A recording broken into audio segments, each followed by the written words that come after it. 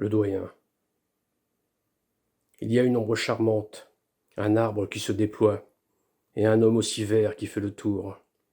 Un rêve de couleurs, et le vent trié par les feuilles font voler son chapeau. Il a les poches pleines de racines, et dans son regard on devine, comme un air insolent. Derrière l'écorce, il cache ses enfants, et le photo jauni de l'habitude. Il sourit tristement et s'en va dans le parc.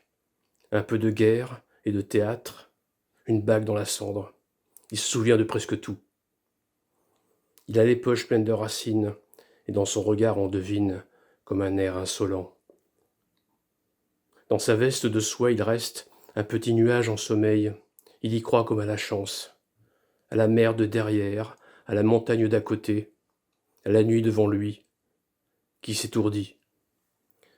Il a les poches pleines de racines, et dans son regard on devine, comme un air insolent. Le pommeau de sa canne se dévisse, à l'intérieur un morceau de réglisse, qu'il s'empresse de goûter. Un frisson court dans les branches, il tient là une rengaine, contre le temps qui passe. Il a les poches pleines de racines, et dans son regard on devine, comme un air insolent.